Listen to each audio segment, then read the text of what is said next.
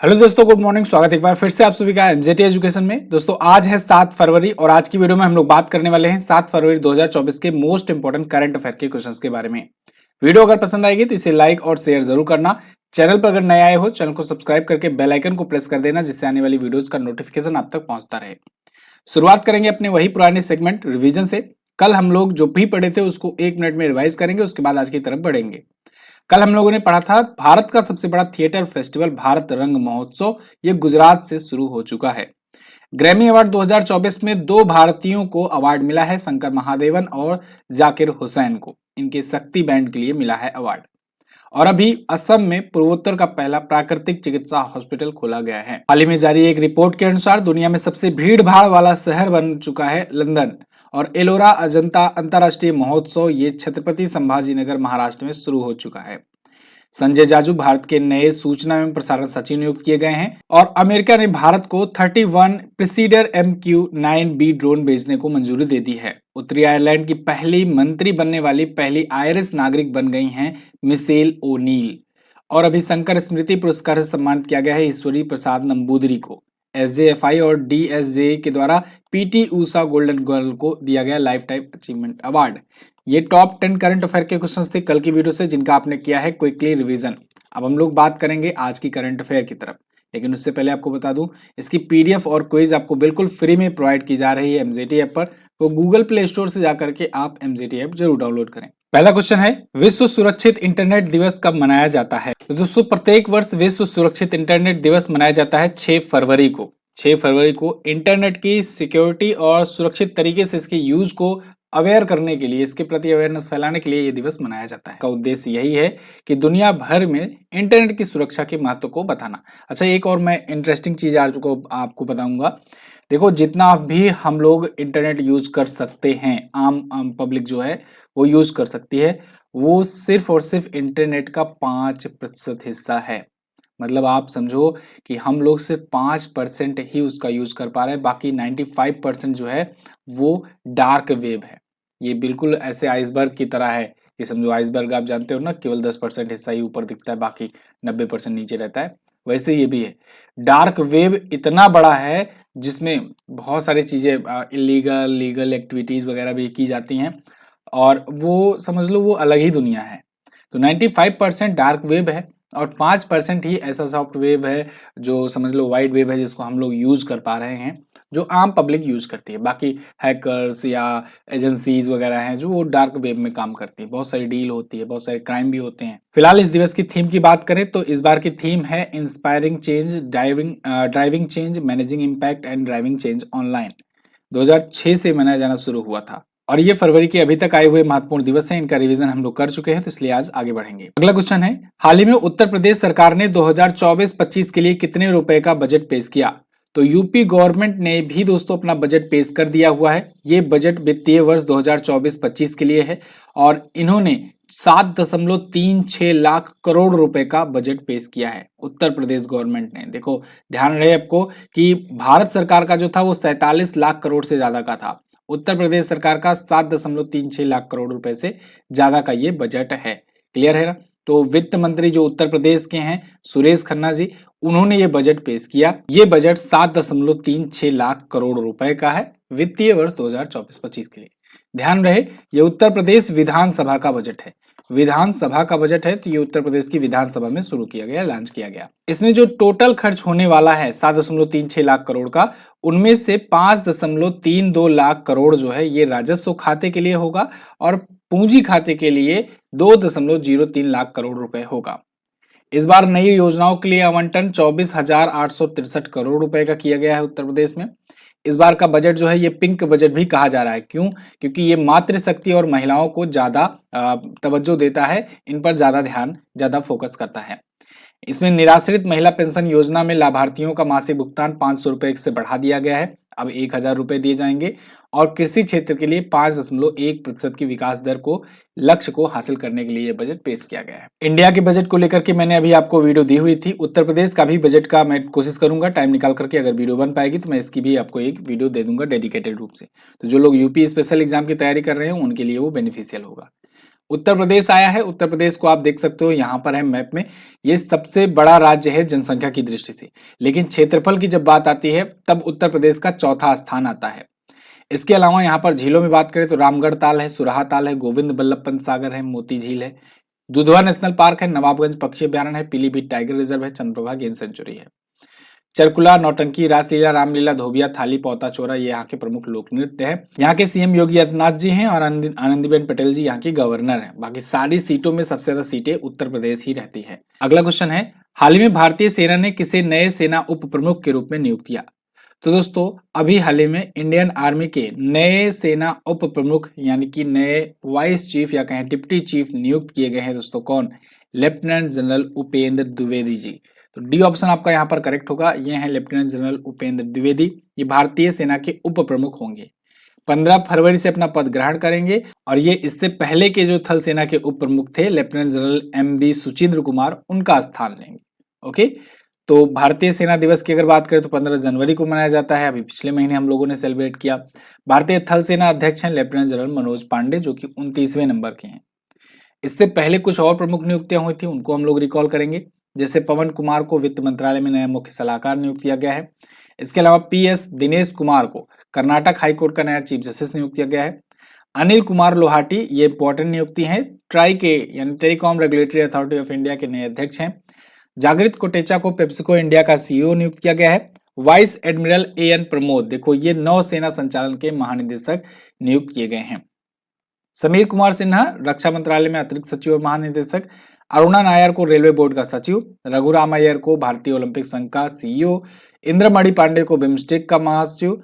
विकासशील को एशियाई विकास बैंक का कार्यकारी निदेशक और संजीव खन्ना को नालसा का कार्यकारी अध्यक्ष नियुक्त किया गया है। अगला क्वेश्चन है, हाल ही में किस अंतरिक्ष यात्री ने अंतरिक्ष में सर्वाधिक समय तक रहने का विश्व रिकॉर्ड बनाया? तो दोस्तों अभी हाल ही में ओलेग कोनोनेको, इन्होंने, ये एक रशियन है और इन्होंने अंतरिक्ष में सबसे ज्यादा समय बिताने का, स्पेस में सबसे ज्यादा टाइम बिताने का एक नया वर्ल्ड रिकॉर्ड बना दिया है। ये हैं रूस के ओलेन कोनोनेको। ठीक है, तो अभी देखो इन्होंने जो रिकॉर्ड तोड़ा है वो अपने ही देश के नागरिक का रिकॉर्ड तोड़ा है। इससे पहले भी एक रशियन थे गन्नेडी पडल्का, इन्होंने 878 दिनों तक स्पेस में यानी अंतरिक्ष में समय बिताया था। उनका रिकॉर्ड अब ये तोड़ दिए हैं और अभी ये और लंबे समय तक रुकेंगे। अभी उम्मीद है सितंबर तक रुकने की इनकी। अगर सितंबर तक ये रुकते हैं तो समझ लो 1110 दिन ये पूरा करके लौटेंगे अंतरिक्ष से। तो रसियन ये अंतरिक्ष है। वैसे अगर बात करें तो रसिया ही सबसे पहले अंतरिक्ष में पहुंचा था व्यक्ति को लेकर के। यूरी गागरिन सबसे पहले व्यक्ति बने थे, हालांकि तब रसिया USSR के नाम से जाना जाता था, सोवियत संघ रूस था। तो 1961 में सबसे पहले यूरी गागरिन जो है स्पुतनिक फर्स्ट भी था अंतरिक्ष में जाने वाला, ये भी ध्यान रखना। तो रसिया जो है उस टाइम पर तो अंतरिक्ष अपने अभियानों में बहुत आगे रहा करता था। आगे यहाँ रसिया के बारे में अगर देखना चाहो आप तो देख लो, ये रहा अपना प्यारा भारत और इससे देखो कितना गुना बड़ा है इधर रसिया यहाँ से पड़ता है आपका। ये पूरा जो है ये सब रसिया का ही हिस्सा है, ये सब पूरा। लेकिन इतनी जनसंख्या यहाँ पर नहीं है, इनकी मैक्सिमम जो पॉपुलेशन है वो इसी क्षेत्र में रहती है, इसीलिए इसे यूरोसिया कहा जाता है। ठीक है, यूरेशिया महाद्वीप का देश कहा जाता है क्योंकि इसका आधा पार्ट यूरोप में पड़ता है, आधा पार्ट एशिया में पड़ता है। फिलहाल इसी में ज्यादा पॉपुलेशन रहती है, मॉस्को वगैरह यहीं पर है राजधानी, और यूक्रेन आप देख ही रहे हो जहां से युद्ध छिड़ा हुआ है। आगे बढ़ते हैं। रसिया की मुद्रा जो होती है रूबल होती है और व्लादिमीर पुतिन यहाँ के प्रेसिडेंट हैं।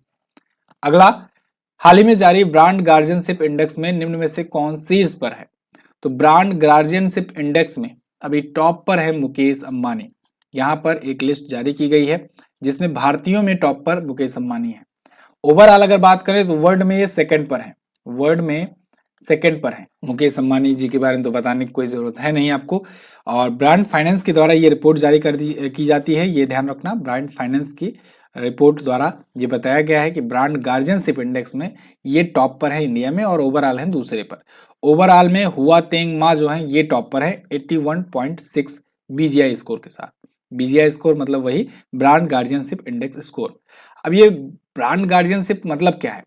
इसका मतलब ये है कि कोई ब्रांड है ना, उसमें लोग सर्वे सर्वा के रूप में किसको देखते हैं, मतलब लोग किस पर भरोसा करते हैं, हाँ इनके लीडरशिप में है, इनके अगर गार्जियनशिप में है तो ये कंपनी ज्यादा लंबा चलेगी या हमें ट्रस्ट है। जितने इन्वेस्टर हैं, जितने प्रमोटर हैं, जितने शेयर धारक हैं, उनको किसका चेहरा दिखाया जाता है, पोस्टर बॉय कौन है, किसकी गार्जियनशिप में वो कंपनी चल रही है, इसको लेकर के बीजीआई स्कोर तैयार किया जाता है। और इस मामले में लोग मोटा भाई अंबानी को दूसरे स्थान पर वर्ल्ड में और भारत में पहले स्थान पर रखे हुए हैं। क्लियर है ना। आगे, हाल ही में किस राज्य सरकार ने मुख्यमंत्री वयोश्री योजना शुरू किया? तो दोस्तों महाराष्ट्र राज्य सरकार ने मुख्यमंत्री वयोश्री योजना लॉन्च की है। बहुत ही इंपॉर्टेंट है, ध्यान रखिएगा। ये जो मुख्यमंत्री वयोश्री योजना है या राष्ट्रीय वयोश्री योजना है जो महाराष्ट्र में अभी लॉन्च हुई है, ये बुजुर्गों के लिए है। ऐसे बुजुर्ग जो चलने फिरने में या मानसिक रूप से अक्षम है या मानसिक और शारीरिक रूप से विकलांगता से पीड़ित हैं, ऐसे 15 लाख वरिष्ठ नागरिकों को लाभ पहुंचाया जाएगा इस योजना के तहत, मुख्यमंत्री वयोश्री योजना के तहत। इसके तहत क्या होगा, 65 वर्ष से ऐसे उम्र के जो नागरिक हैं, जो मैंने आपको बताया ऐसी कंडीशन के, उनको 3,000 रुपए प्रति माह भुगतान किया जाएगा। तो टोटल इस योजना के लिए लागत रखी गई है महाराष्ट्र सरकार के द्वारा 480 करोड़ रुपए का, मुख्यमंत्री वयोश्री योजना। ओके, महाराष्ट्र आया है। महाराष्ट्र अगर आप देखना चाहोगे यहाँ पर है मैप में, ये गोवा से, कर्नाटका से, तेलंगाना से, छत्तीसगढ़ से, मध्य प्रदेश से और गुजरात से अपना बॉर्डर शेयर किया करता है। एकनाथ शिंदे यहाँ पर शिवसेना पार्टी से सीएम है, रमेश बैस जी जो है यहाँ के गवर्नर हैं। 36 जिले हैं, 288 विधानसभा में सीटें, लोकसभा में 48 और राज्यसभा में 19 सीटें हैं। लोनार झील ये यहाँ की प्रमुख झील है और लोनार झील की खास बात यह है, इसे पिंक लेक भी कहते हैं, गुलाबी झील भी कहते हैं। क्यों? क्योंकि इसका कलर कभी कभी गुलाबी हो जाता है, ठीक है, और ये शैवाल के कारण होता है, ये भी पूछा जाता है। दूसरी बात, कहा जाता है ऐसा कि 50,000 साल पहले उल्का पिंड के गिरने के कारण ये झील बनी थी। तो ऐसे भी क्वेश्चन पूछे गए हैं कि कौन सी झील है निम्न में से जो उल्का पिंड के गिरने के कारण बनी, तो ये आप एग्जांपल दे सकते हो। शिवसागर झील, बिहार झील, बेन्ना झील भी यहाँ पर है। इसके अलावा चंदोली नेशनल पार्क है, भीमा शंकर वन्यजीव अभयारण्य है, तडोबा नेशनल पार्क है यहाँ पर, भोर घाट, थाल घाट, अम्बा घाट प्रमुख यहाँ पर दर्रे हैं, लावड़ी, पोवड़ा, कोली प्रमुख लोक नृत्य हैं। साथियों आरआरबी एएलपी बैच स्टार्ट हो चुका है और लगातार सबको ऐड कराए जा रहे हैं पुराने बैच वालों को। नए बैच जिनको ज्वाइन करना है वो ज्वाइन कर सकते हैं। छपरा एक्सप्रेस की तरह अब ये बैच शुरू होने वाला है, चलने वाला है। क्लासेस हालांकि स्टार्ट हो चुकी हैं, क्लासेस चल भी रही हैं, तो आप जो है ये बैच ज्वाइन करके बिल्कुल सभी सब्जेक्ट का तैयारी यहाँ पर प्रिपरेशन कर सकते हो और इसमें आपका पूरा का पूरा CBT 1 CBT 2 दोनों क्लियर होने वाला है, क्योंकि 1 साल की वैलिडिटी दी जा रही है और रेलवे ने अनाउंस करके बताया ही है कि 1 साल में ही दोनों CBT 1 और CBT 2 करा देंगे। तो आप ये बैच ज्वाइन कर सकते हो MZT ऐप पर जाकर के, और ऐसे तमाम वीडियो कोर्सेज आपको यहाँ पर मिल जाएंगे बहुत ही अफोर्डेबल प्राइजेस पर, बहुत ही हाईएस्ट क्वालिटी कंटेंट के साथ। आप जाकर के एक बार जरूर चेक कीजिएगा अगर आप किसी भी एग्जाम की तैयारी कर रहे हैं तो। MZT app Google play store पर मिलेगा आपको। आगे, हाल ही में रक्षा मंत्री राजनाथ सिंह जी ने किसको outstanding business women of the year 2023 award से सम्मानित किया? तो दोस्तों रक्षा मंत्री राजनाथ सिंह जी ने अभी हाल ही में डॉक्टर बीना मोदी को सम्मानित किया है outstanding business women of the year 2023 award से। ये हैं बीना मोदी, ये मोदी इंटरप्राइजेस की चेयरपर्सन है, तो इनको अभी सम्मानित किया गया है। इनको Indo American chamber of commerce द्वारा आयोजित एक पुरस्कार समारोह में सम्मानित किया गया है। इन्हें इससे पहले और भी अवार्ड मिल चुके हैं, जैसे the Asia 1 women empowerment leadership principles award मिल चुका है। इसके अलावा most inspiring women in business का भी अवार्ड ये पा चुकी हैं डॉक्टर बीना मोदी। अगला, हाल ही में किस देश के वैज्ञानिकों ने साइप्रस के पास जल के नीचे घाटी एराटोस्थनीज का पता लगाया? तो एराटोस्थनीज एक नई जल के नीचे घाटी है जो साइप्रस के पास अभी खोजी गई है। इसको इजराइल के शोधकर्ताओं ने, वैज्ञानिकों ने खोजा हुआ है। यहाँ पर आप आर्टिकल देख पाओगे, Israeli scientist find new under water canyon near Cyprus, Cyprus के पास ये खोजा गया है। और ये बताया जा रहा है कि ये मिसेनियन इवेंट के दौरान हुई थी। मिसेनियन इवेंट क्या है? ये 5.5 मिलियन वर्ष पुरानी एक घटना है और इस घटना के तहत हुआ क्या था कि देखो जो भूमध्य सागर था ना, उसका पानी खारा होने लगा था और फिर वो धीरे धीरे सूखने लगा। सूखते सूखते पूरा जल स्तर कम हो गया और पूरा का पूरा वहां सूखा पड़ गया था। तो इसे मिसेनियन घटना कहा गया था। सूखा होने की वजह से, लवणता बढ़ जाने की वजह से वो दबता चला गया, धंसता चला गया। तो फिर जब धंस गया तो एक घाटी का निर्माण हो गया और ये जो घाटी थी ये 10 किलोमीटर चौड़ी और 500 मीटर गहराई घाटी बनी थी। तो इसी घाटी को अभी एराटोस्थनीज के नाम से खोजा गया है इजरायली वैज्ञानिकों के द्वारा। और यही बताया जा रहा है कि 5.5 मिलियन वर्ष पहले जब ये मिसेनियन घटना हुई थी तभी ये घाटी का निर्माण हुआ था। अच्छा, तो दोबारा कैसे सही हुआ? दोबारा सही ऐसे हुआ कि दोबारा से अटलांटिक ओशियन में फिर बाढ़ आई और फिर से यहाँ पानी भरा आया, तो इसी वजह से भूमध्य सागर में एक बार दोबारा से आपको अब पानी दिखता है। वरना एक टाइम ऐसा आया था जब भूमध्य सागर का पानी सूख गया था और ये घाटी दब गई थी। ठीक है जी, आगे। फरवरी 2024 में यमन के नए प्रधानमंत्री कौन बने? तो दोस्तों यमन के नए प्रधानमंत्री नियुक्त किए गए हैं अहमद अवद बिन मुबारक। अहमद अवद बिन मुबारक जो है ये बहुत ही सीनियर डिप्लोमेट रह चुके हैं यमन के, और अभी इनको प्रधानमंत्री नियुक्त कर दिया गया है। अभी के जो वहां प्रधानमंत्री थे माइन अब्दुल मलिक सईद, इनको राष्ट्रपति के नेतृत्व वाले परिषद का अध्यक्ष सलाहकार नियुक्त कर दिया गया है, और यमन का नया प्रधानमंत्री अहमद अवद बिन मुबारक को नियुक्त कर दिया गया है। इससे पहले ये अमेरिका में यमन के राजदूत के रूप में काम कर चुके हैं, और 2018 में यूएन में भी ये रिप्रेजेंटेटिव रह चुके हैं यमन के। तो जैसे कि मैंने आपको बताया कि ये डिप्लोमेट रह चुके हैं। यमन जो है, अगर आपको मैं दिखाऊं यहाँ पर मैप में, तो ये रहा वर्ल्ड मैप में अपना प्यारा भारत, और यहाँ से देखो ये ओमान को छोड़ो तो ये जो देश मिलेगा आपको ये है यमन। ये वैसे तो हूतियों के लिए फेमस है, यहाँ पर हूती विद्रोही रहा करते हैं। हूती समझ लो एक आतंकवादी संगठन ही टाइप का समझ लो। तो हूती विद्रोही जो होते हैं ना, यहाँ से जो जब जहाजें आती हैं तो उन पर अटैक करके लूटपाट करते हैं। अभी आपने एक घटना देखा था ना लाल सागर में, रेड सी में हुआ था, एक जहाज पर अटैक करके लोगों ने लूट लिया था। तो भारतीय सेना भी जाकर के वहां पर रेस्क्यू की थी, रेस्क्यू ऑपरेशन की थी। तो ये यमन में ही रहते हैं। यमन की राजधानी होती है साना, साना होती है, और यमनी रियाल यहाँ की करेंसी होती है। इसके अलावा रसद अल अलिमी यहाँ के प्रेसिडेंट हैं। अगला, हाल ही में बोट का नया ब्रांड एम्बेसडर किसे बनाया गया? तो बोट के नए ब्रांड एम्बेसडर बने हैं दोस्तों रणबीर सिंह। रणबीर सिंह आप सब जानते हो, पहचानते हो अच्छे तरीके से। तो ये बोट कंपनी के नए होंगे ब्रांड एम्बेसडर। बोट कंपनी जो है ये 2015 में स्थापित की गई थी। अमन गुप्ता और समीन मेहता ने मिलकर के स्थापित किया था। ये अमन गुप्ता है, शार्क टैंक में भी आप इनको देखते ही होंगे, चेहरा भी इनका फेमस हो चुका है काफी। देखो स्टार्टअप वगैरह में ना वो लोग किए तो कितने बड़े बड़े नाम रहते हैं, लेकिन जब तक टीवी पर ना आए तब तक कोई पहचान नहीं पाता है। तो फिलहाल बोट में इन्वेस्टमेंट भी किया है रणबीर सिंह ने, मतलब इसके ये हितधारक भी बन गए हैं और ब्रांड एम्बेसडर भी बन गए हैं। फिलहाल यहाँ पर कुछ और ब्रांड एम्बेसडर के नाम है जो पिछले दिनों में बने हैं, उनको हम लोग रिकॉल कर लेते हैं। देखो इन्हीं की पत्नी दीपिका पादुकोण जो है बिस्लरी की ये ब्रांड एम्बेसडर बनाई गई थी अभी। इसके अलावा पश्चिम बंगाल के, ये याद रखना ये इंपॉर्टेंट है, सौरभ गांगुली को पश्चिम बंगाल का राज्य पर्यटन का बनाया गया है ब्रांड एम्बेसडर। तो देखो सौरभ गांगुली जो है ये पश्चिम बंगाल के अलावा त्रिपुरा के भी बनाए गए हैं। ये भी मैंने आपको बताया था ना, त्रिपुरा के बनाए गए हैं, ध्यान रखना। एसबीआई के स्वराज ट्रैक्टर, जियो मार्ट, लेज इन सब के बनाए गए हैं एमएस धोनी। प्यूमा इंडिया के मोहम्मद समी अहमद, लॉरियस के नीरज चोपड़ा भी याद रखना। इसके अलावा मोबिल और इन्फोसिस वाला याद रखना, राफेल नडाल और इगा स्वितक, ये टेनिस के खिलाड़ी हैं और इनको इन्फोसिस ने अपना ब्रांड एम्बेसडर बनाया है। ये एआई टेक्निक पर काम कर रही है, जो टेनिस प्लेयर होते हैं उनके लिए। बीपीसीएल ने राहुल द्रविड़ को बनाया है।